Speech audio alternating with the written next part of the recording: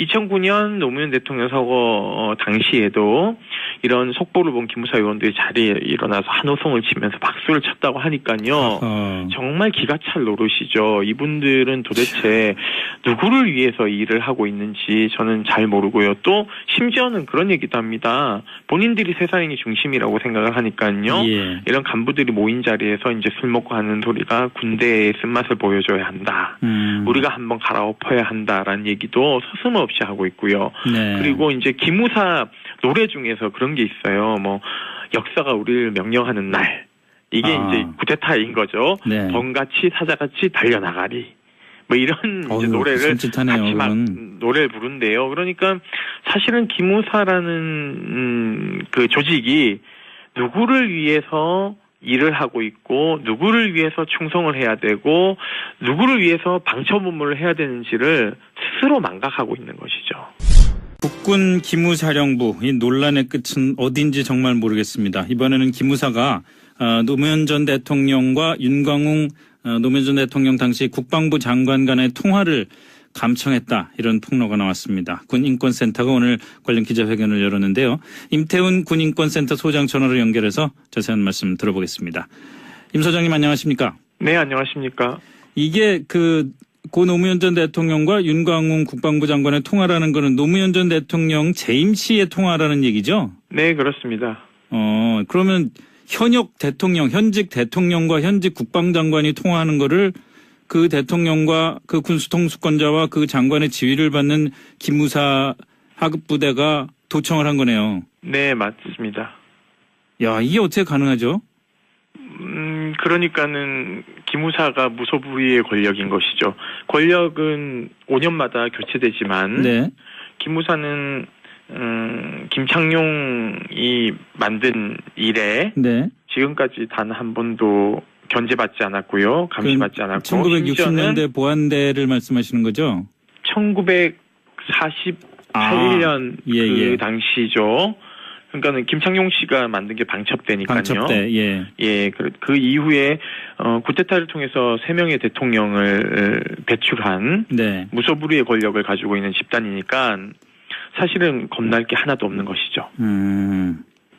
어떤 내용을 또 감청을 한 겁니까? 통화 내용이 좀 나왔죠? 내용을 말씀드릴 수는 없습니다. 왜냐하면 그 내용은 불법 취득한 정보이기 때문에 네. 그것을 공표하는 것은 또 다른 인권 침해고 개인정보 침해이기 때문에 저는 그건 부적절하다고 생각하고 네네. 있고요. 다만 당시에 민정수석에 관한 이야기를 오고 간 것으로 저희는 알고 있습니다. 그럼 그 민정수석은 누구라는 말씀이십니까? 지금 현재 대통령이신 문재인 당시 민정수석이시죠. 네. 하하. 그 민정수석도 사실은 기무사에 대해서 어떤 책임 있는 부분들이 있잖아요. 네, 그렇습니다. 사찰 사정기관들을 관장하는 그러니까요. 예. 부서이죠. 그러니까는 사실은 턱 밑에 칼을 겨눈 집단을 네. 권력이 잘 보지 못하는 격이라고 할 수 있겠죠. 예, 예. 아니 그런데 이 통화는 감청을 해서 어디다 쓰라고 감청을 했을까요?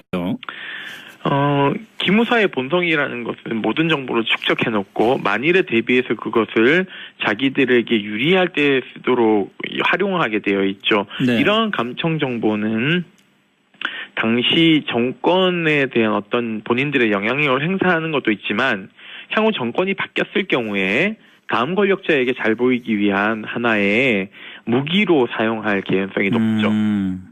축적을 해놨다가 나중에 권력이 바뀌면은 자기 그 자리를 보존하기 위해서 활용을 한다. 네, 또는 상대방을 공격하기 위한 좋은 자료로 이렇게 제공하는 경우들이 있죠. 이 감청한 그 횟수가 많습니까? 감청이라는 게요. 예. 사실은 많은 분들이 이렇게 듣고 있다라고 생각하는데요. 네. 요즘은 기계화가 되어 있어서 녹음을 합니다. 네네. 그렇게 해서 자동으로 녹음이 되고 그리고 키워드를 입력하면 그 부분이 잡히면서 앞뒤로 들을 수가 있어요. 예, 뭐 하루 종일 통화 내용을 듣고 있을 수는 없을 테니까. 그렇죠. 그 정도 되려면 아마 당대표나 뭐 되게 그 위상이 높은 분들은 그렇게 들을 수 있는 개연성은 있지만 네. 그게 이제 인력이 한계가 있으니까 예, 그걸 기계로 축적해 놓는 방식으로 지금 활용되고 있죠.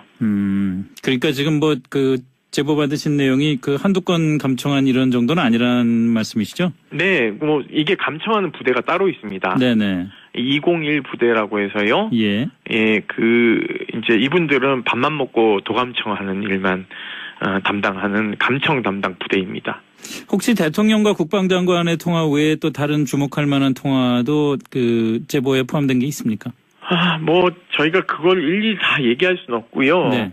그 기본적으로 각 사단장들이나 네. 군단장들, 지휘관들은 뭐 모두 다 감청을 당한다고 보시면 됩니다. 아.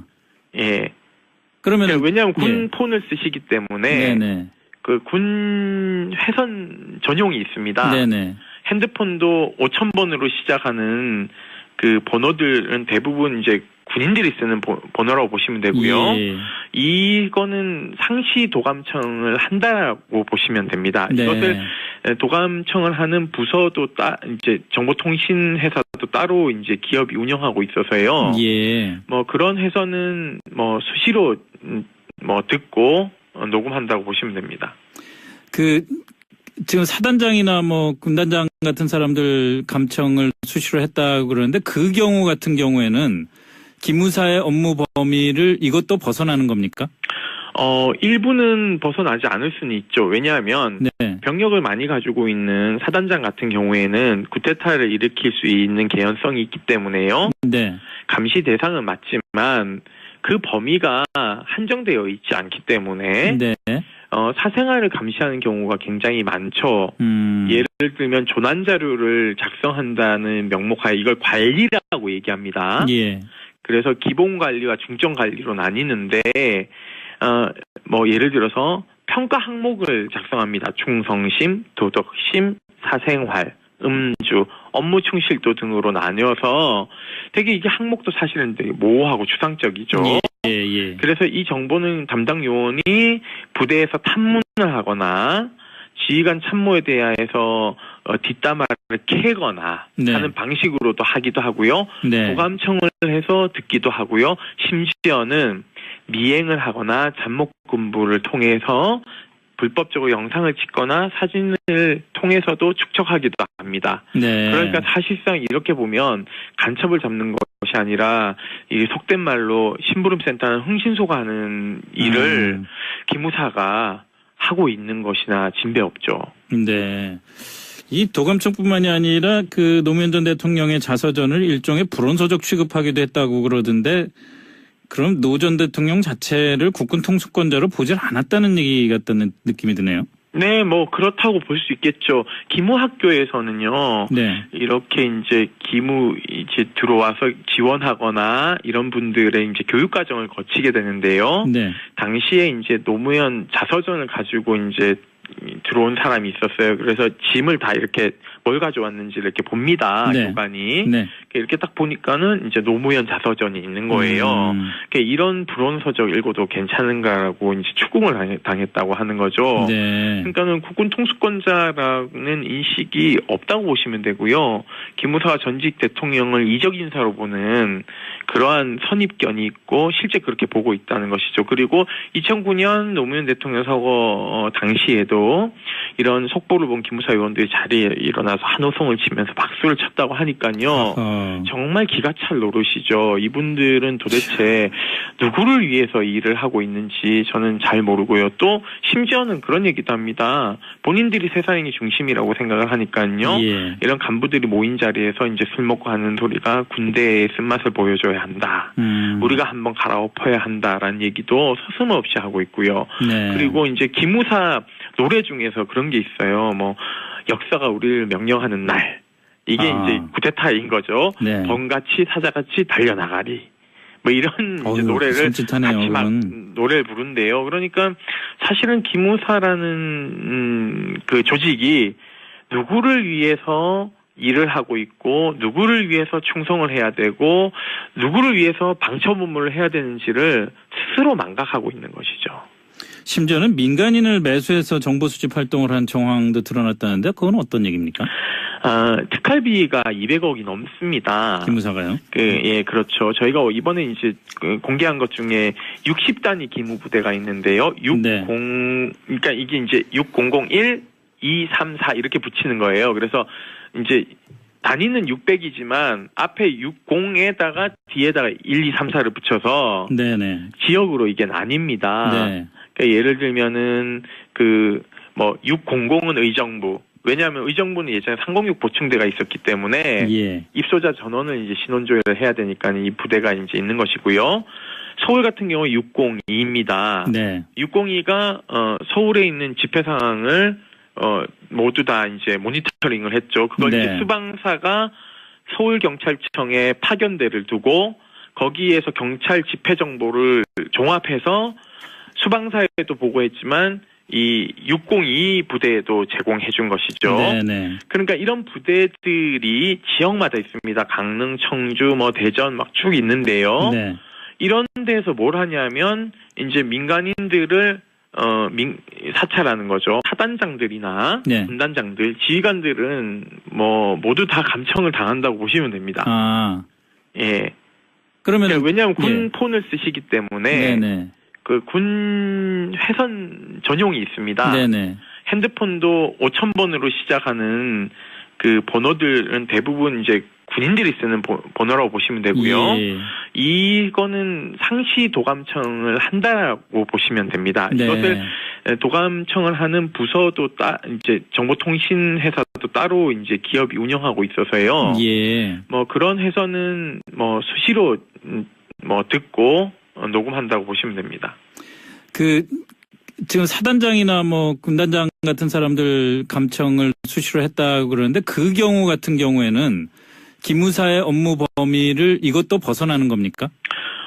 일부는 벗어나지 않을 수는 있죠. 왜냐하면 네. 병력을 많이 가지고 있는 사단장 같은 경우에는 쿠데타를 일으킬 수 있는 개연성이 있기 때문에요. 네. 감시 대상은 맞지만 그 범위가 한정되어 있지 않기 때문에 네. 사생활을 감시하는 경우가 굉장히 많죠. 예를 들면 조난 자료를 작성한다는 명목하에 이걸 관리라고 얘기합니다. 예. 그래서 기본 관리와 중점 관리로 나뉘는데 예를 들어서 평가 항목을 작성합니다. 충성심, 도덕심, 사생활, 음주, 업무 충실도 등으로 나뉘어서 되게 이게 항목도 사실은 되게 모호하고 추상적이죠. 예, 예. 그래서 이 정보는 담당 요원이 부대에서 탐문을 하거나 지휘관 참모에 대해서 뒷담화를 캐거나 네. 하는 방식으로도 하기도 하고요. 네. 도감청을 해서 듣기도 하고요.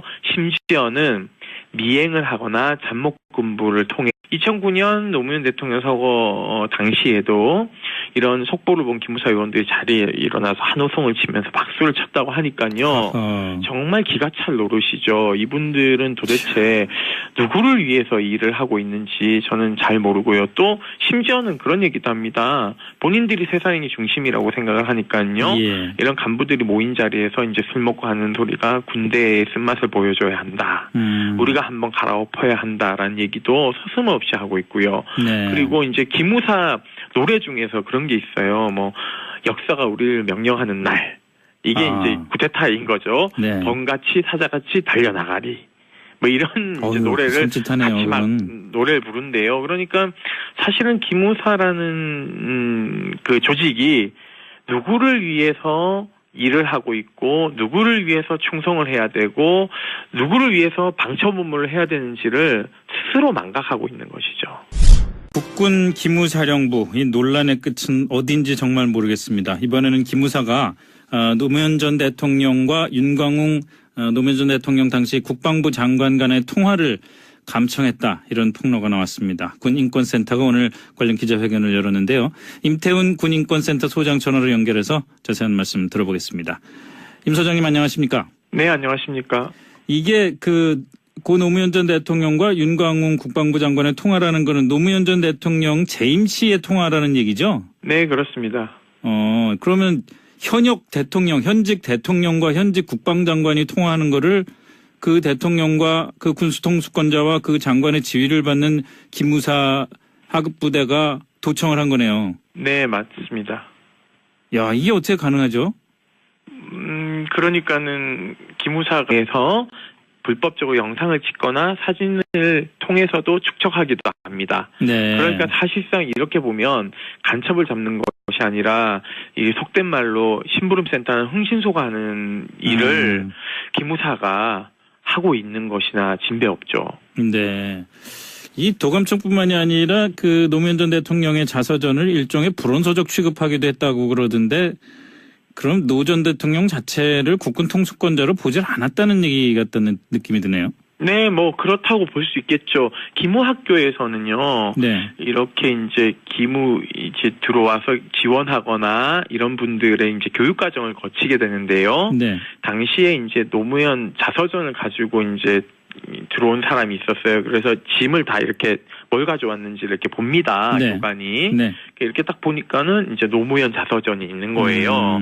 이런 불온서적 읽어도 괜찮은가라고 이제 추궁을 당했다고 하는 거죠. 네. 그러니까는 국군 통수권자라는 인식이 없다고 보시면 되고요. 기무사가 전직 대통령을 이적 인사로 보는 그러한 선입견이 있고 실제 그렇게 보고 있다는 것이죠. 그리고 2009년 노무현 대통령 서거 당시에도 이런 속보를 본 기무사 의원들이 자리에 일어나서 한호성을 치면서 박수를 쳤다고 하니까요. 정말 기가 찰 노릇이죠. 이분들은 도대체 누구를 위해서 일을 하고 있는지 저는 잘 모르고요. 또 심지어는 그런 얘기도 합니다. 본인들이 세상의 중심이라고 생각을 하니까요. 예. 이런 간부들이 모인 자리에서 이제 술 먹고 하는 소리가 군대의 쓴맛을 보여줘야 한다. 우리가 한번 갈아엎어야 한다라는 얘기도 서슴없이 하고 있고요. 네. 그리고 이제 기무사 노래 중에서 그런 게 있어요. 뭐 역사가 우리를 명령하는 날. 이게 이제 쿠데타인 거죠. 네. 범같이 사자같이 달려나가리. 무소불위의 권력인 것이죠. 권력은 5년마다 교체되지만 네. 기무사는 김창룡이 만든 이래 네. 지금까지 단 한 번도 견제받지 않았고요. 감시받지 않았고 1960년대 보안대를 말씀하시는 거죠? 1948년 그 당시죠. 그러니까는 김창룡 씨가 만든 게 방첩대니까요. 방첩대, 예. 예, 그 이후에 쿠데타를 통해서 3명의 대통령을 배출한 네. 무소불위의 권력을 가지고 있는 집단이니까 사실은 겁날 게 하나도 없는 것이죠.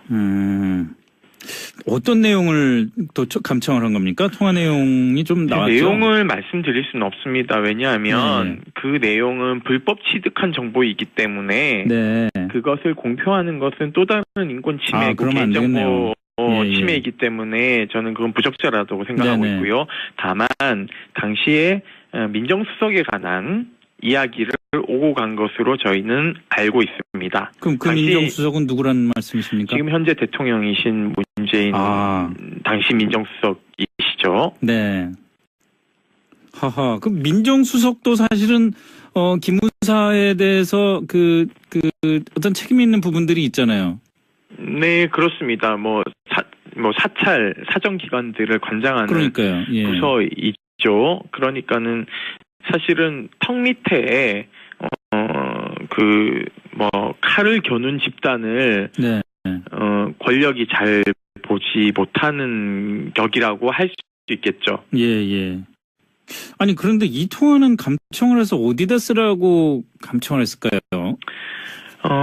기무사의 본성이라는 것은 모든 정보를 축적해놓고 만일에 대비해서 그것을 자기들에게 유리할 때 쓰도록 활용하게 되어 있죠. 네. 이러한 감청 정보는 당시 정권에 대한 어떤 본인들의 영향력을 행사하는 것도 있지만 향후 정권이 바뀌었을 경우에 다음 권력자에게 잘 보이기 위한 하나의 무기로 사용할 개연성이 높죠. 축적을 해놨다가 나중에 권력이 바뀌면은 자기 그 자리를 보존하기 위해서 활용을 한다. 네, 또는 상대방을 공격하기 위한 좋은 자료로 이렇게 제공하는 경우들이 있죠. 이 감청한 그 횟수가 많습니까? 감청이라는 게요. 예. 사실은 많은 분들이 이렇게 듣고 있다라고 생각하는데요. 네. 요즘은 기계화가 되어 있어서 녹음을 합니다.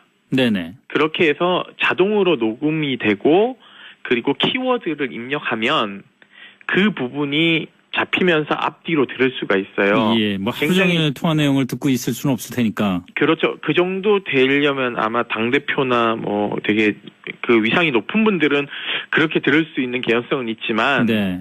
그게 이제 인력이 한계가 있으니까 그러니까. 예, 그걸 기계로 축적해 놓는 방식으로 지금 활용되고 있죠.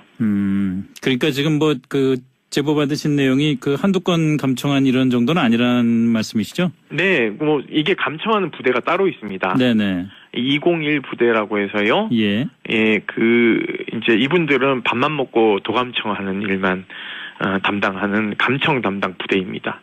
혹시 대통령과 국방장관의 통화 외에 또 다른 주목할 만한 통화도 그 제보에 포함된 게 있습니까? 뭐 저희가 그걸 일일이 다 얘기할 수는 없고요. 네.